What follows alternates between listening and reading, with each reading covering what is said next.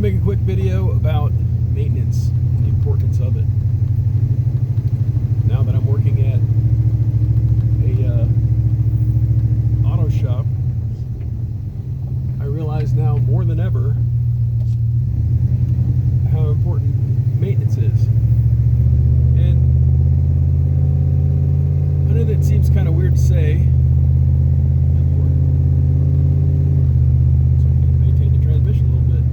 That seems weird to say because, you know, I have a YouTube channel here showing you how-to videos and things like that, and it would certainly appear that, you know, I maintain my vehicles. I do. I absolutely do. I wish I could say religiously, because that's not true. I would like to be in a better habit of making sure that I keep up with my maintenance intervals and things like that.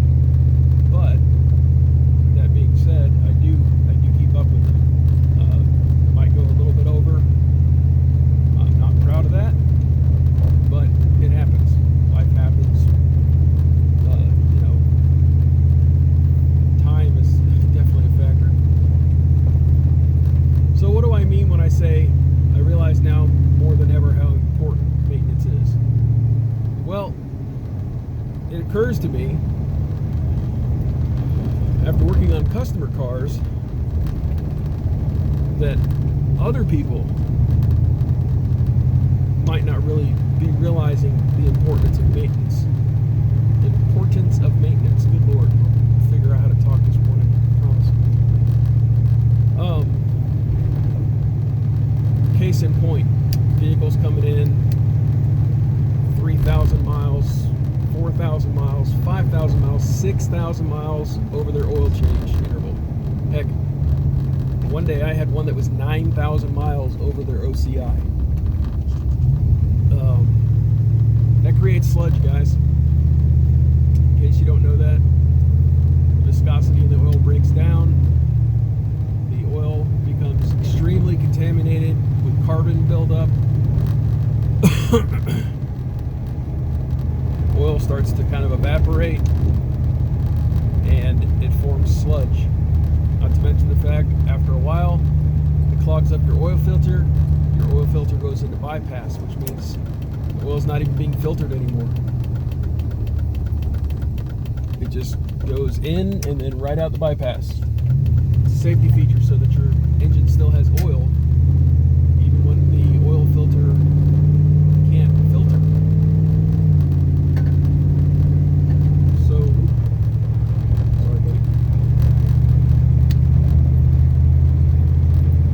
Change your oil every 3,000 miles for conventional, every 6,000 miles for synthetic. And I mean full synthetic, not synthetic blend.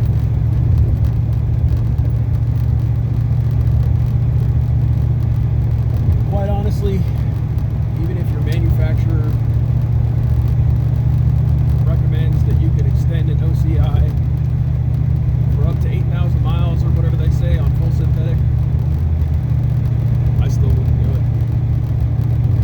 They're pulling more and more horsepower out of smaller and smaller engines nowadays. And going 8,000 miles on an oil change, it's just asking for it. It really is.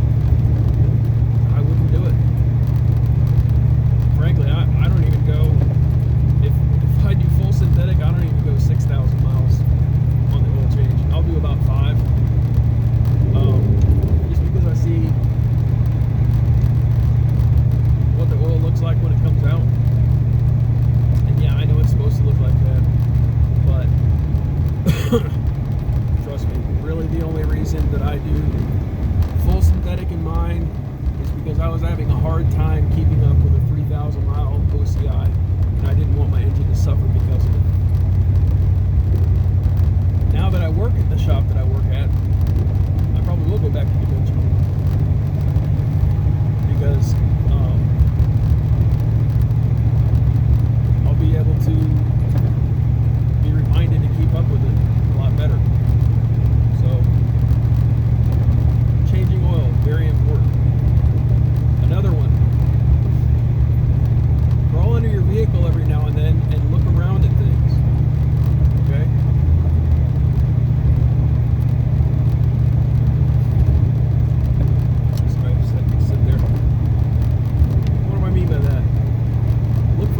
obvious. Look for obvious frame damage. You know, bad rust spots. Inspect your brake lines. Are they rusty? Might want to consider replacing them. Do they look wet? If they look wet, you need to replace them immediately. What's happening is that while there's not a pinhole leak yet, it's rusted through so bad that there's like an inner and outer layer doing this right here, starting to open up and starting to seep. And it doesn't take too long once they start to seep for it to become a hole. Because, you know, fluid moving past solid objects causes erosion. I'm sure you guys remember that from science class. So yes, that will become a hole. You will step on your brake lines and your pedal will go to the floor. Never had it happen to me personally, but I know plenty of people who have, and it's extremely scary. My own dad was going to work one morning in his pickup truck. Stepped on the brake for a red light. Pedal went to the floor. Light was already red. He went through the intersection. Thank God, unscathed. But I'm telling you guys, it's extremely important to check around for obvious signs of damage, something that doesn't look right. If you don't really know what you're looking at, take it to a mechanic that you trust, okay? I'm not trying to promote you guys taking your stuff to a mechanic to go out and get had, okay? I'm just trying to keep everybody safe on the road, trying to give you guys tips that are going to keep your vehicles running for a really long time. If you have a grease gun, you know where your grease points are. Lube your chassis joints, your steering joints, your suspension joints, your U-joints, okay? A lot of the newer vehicles that are coming out, they don't have greasable joints, so that's fine. If you replace joints yourself, it's a good idea to get the greasable ones so that you can grease those things. It's very important, guys. The more lube, I shouldn't say the more lube, the more you keep up with keeping lube in them, the longer they'll last. It keeps water out. When you're doing the lube, when you're putting grease in a fitting, in a joint, you see the old grease starting to come out. One good benefit to that is that it's pushing the old grease out that's got grit and stuff trapped in it. So essentially you're keeping that joint healthy, guys. You're keeping water out, you're keeping it healthy by keeping the grit and grime out. And you're keeping it lubricated so that you don't have any metal-to-metal action going on. Sorry, I had to make sure I got on the interstate ahead of the semi.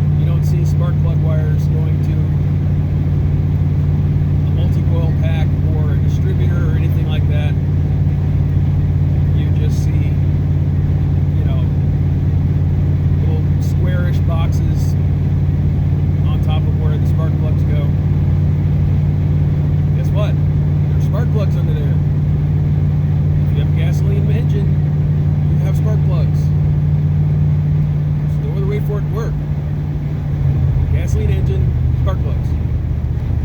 Gasoline engine, spark plugs. Get it? Why did I say it again? Seriously, spark plugs. Your vehicle has them. They need to be changed eventually. They do not last forever. If you're running copper spark plugs, they really don't last forever. Don't get me wrong, copper spark plugs are great. I've got copper in this.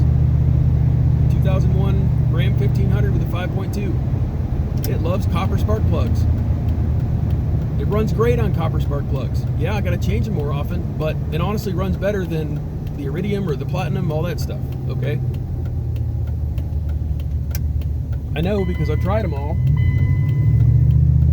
Certain engines, they just run better with the copper. It's just the way it is. Why do I stress the importance of changing your spark plugs? I had a Jeep come into the shop the other day. The 91 Jeep Wrangler, 4-liter inline 6.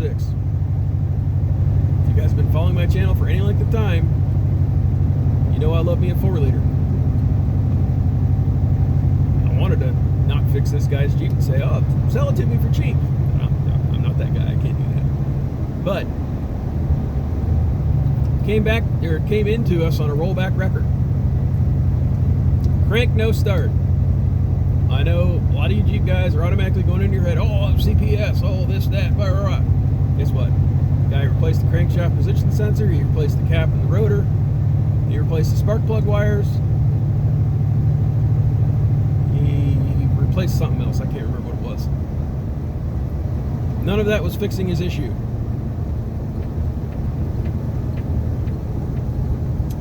I wanted to make sure that when he was replacing the cap and rotor, that he didn't mess something up, and I wanted to make sure that he didn't pull the distributor out and not tell us. So I was making sure that it wasn't 180 at a time or something. So I proceeded to pull the plug out of number 1 so that I could check top dead center. As soon as I pulled the plug out, I noticed how worn down the electrode was in this spark plug. So the gap for a 4-liter inline 6, as for a lot of engines, is between 35 thousandths and 40 thousandths. This freaking thing had a 70 thousandth gap in it, guys. That spark was trying to jump the San Andreas Fault to get to the other side. No wonder it wouldn't start. So I pull all the plugs out, and sure enough, all of them are between a 60 thousandths and 75 thousandths gap. So I said, well, this is probably his issue. So I went ahead and re-gapped all those plugs real quick, put them back in, and it fired right up. So of course, went in and told the boss. I was like, all right, he needs new spark plugs. And he said, really, that's his only problem? I said, yep, just need spark plugs. Okay, ordered new spark plugs, put them all in, thing fired up, ran like it was brand new. Probably don't believe me, but trust me, it ran excellent. So anyway, guys, the moral of the story is maintenance. I'm sure if you have a granddad that you talk to a lot, older dad, been around for a good number of years, you've probably heard the expression, an ounce of prevention is worth a pound of cure. I used to hate it when my dad would say that to me.